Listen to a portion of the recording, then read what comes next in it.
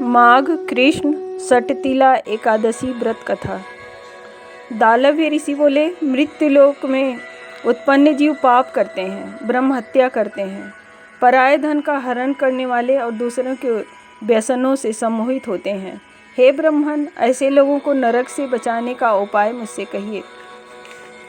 छोटे से प्रयास से पाप शांत हो, ऐसा उपाय कहिए। पुलत से बोले कि हे महाभाग, साधु साधु बहुत गुप्त बात पूछी। ब्रह्मा, विष्णु, इंद्र और देवताओं ने भी कभी इसका रहस्य नहीं कहा है। हे द्विजोत्तम, तुम्हारे पूछने से वह गुप्त व्रत मैं तुमसे कहता हूँ। माघ महीने के आने पर शुद्ध हो स्नान करके जितेंद्रिय होकर काम, क्रोध, अभिमान, ईर्ष्या, लोभ और चुगली से बचा रहे और अपने पैरों को धोकर देव जो विष्णु भगवान हैं उनका स्मरण करें। भूमि में न गिरा होए ऐसा गोबर ले, उसमें तिल और कपास मिला के पिंड बनावें। 108 पिंड बनाएं। उसके बाद माघ मास लगने पर आरंभ से नियम पूर्वक रहें। माघ कृष्ण पक्ष की एकादशी से पुत्र रूप फल देने वाले नियम का ग्रहण करें। उसका विधान सुनो।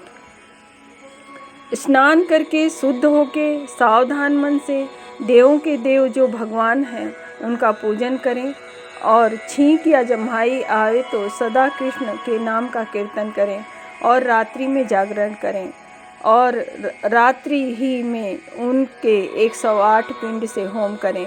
शंख चक्र गदा धारण किए हुए जो देवेश भगवान हैं उनका ध्यान करें। चंदन, अगर, कपूर तथा शर्करा आदि नैवेद्य करके बारंबार कृष्ण भगवान का नाम उच्चारण कर भगवान का पूजन करें।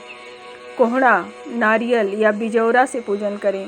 जो ये सब वस्तु न हो तो सुपारी सबसे उत्तम है। विधि से अर्घ दें। जनार्दन का पूजन कर कहें कि हे कृष्ण, हे कृपालो, हे गति रहित को गति देने वाले, संसार रूपी समुद्र में डूबे मनुष्य के ऊपर प्रसन्न हो। हे पुंडरीकाक्ष, हे विश्वभावन, तुमको नमस्कार है, बारंबार नमस्कार है। हे सुब्रह्मण्य, हे महापुरुष, हे पूर्वज, मेरे दिए अर्घ को लक्ष्मी सहित आप ग्रहण करो। उसके बाद छत्र, उपान तथा वस्त्र आदि से ब्राह्मण का पूजन करें और कृष्ण मेरे ऊपर प्रसन्न हो ऐसा कहकर जल से भरे घड़े का दान करें। और हे ब्राह्मण, यथाशक्ति कृष्णा गौ का दान करें। हे द्विजश्रेष्ठ, उस दिन चतुर्मनु से तिल भरकर पात्र को दान करें। हे मुने, नहाने में तथा खाने में सफ़ेद और काले दोनों तिलों के तिल श्रेष्ठ हैं अथवा स्नान में श्वेत और भोजन में काले तिल उत्तम कहे गए हैं। हे द्विजोत्तम, उन तिलों का दान यथाशक्ति यत्न से करें।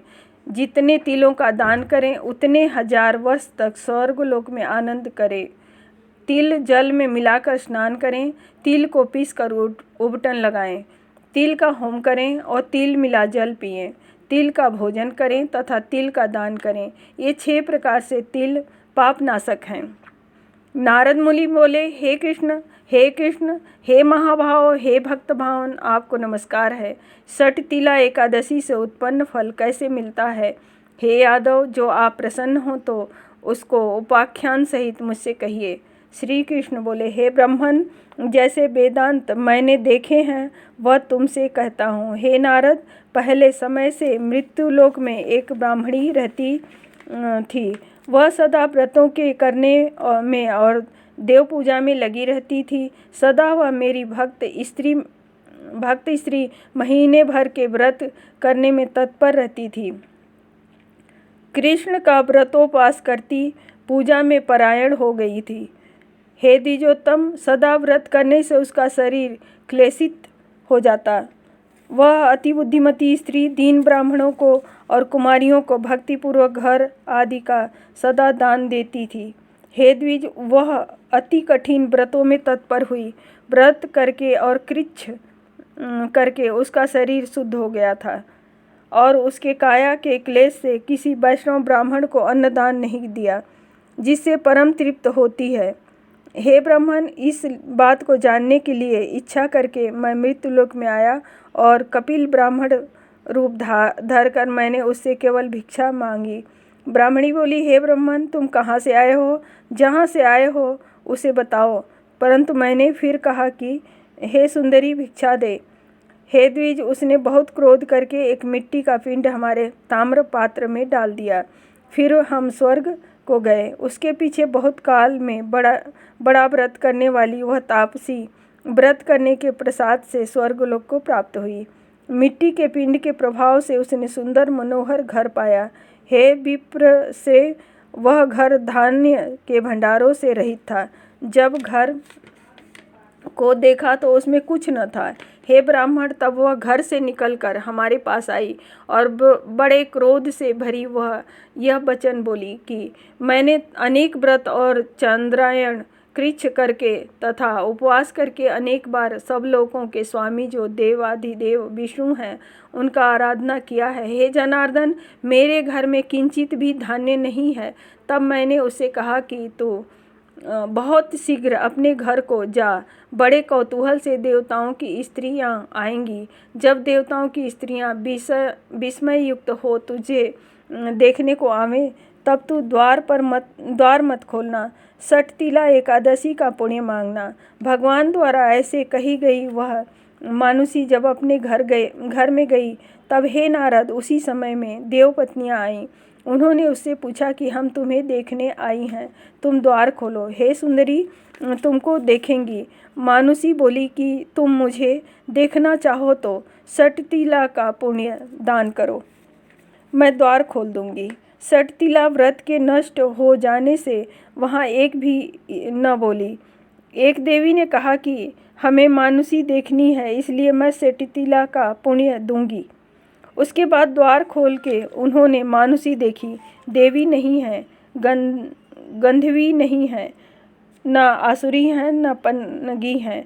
हे द्विजश्रेष्ठ, पहले तो मुझे वह साधारण नारी जैसी दिखाई दी, फिर वह क्षण मात्र में ही रूप और कांति से युक्त हो गई। उनके घर में धन धान्य वस्त्र सुवर्ण तथा चांदी ये सब हो गए और सटतिला के प्रभाव से उसका घर सर्व वस्तुओं से संपन्न हो गया। अति तृष्णा न करनी चाहिए। धन की सठता से वर्जित रहें। अपने वित्त के अनुसार तिल और वस्त्र आदि दान करें। उससे जन्म जन्म की आरोग्यता की प्राप्ति होती है, दरिद्रता नहीं होती और दुर्भाग्य भी नहीं होता। हे द्विजश्रेष्ठ, सटतिला का व्रत करने से कष्ट आदि नहीं होता। हे राजन, इस प्रकार तिल का दान करने से सब पातक छूट जाते हैं। इसमें कुछ विचार न करना चाहिए। जो अच्छी भांति विधि पूर्वक दान दिया जाए तो वह सब पापों को नाश करने वाला होता है। हे मुनिश्रेष्ठ, न कोई अनर्थ होता है, न शरीर में खेद होता है। इति श्री सटतिला एकादशी महात्म्य व्रत कथा संपूर्ण। ओम नमो भगवते वासुदेवाय नमः।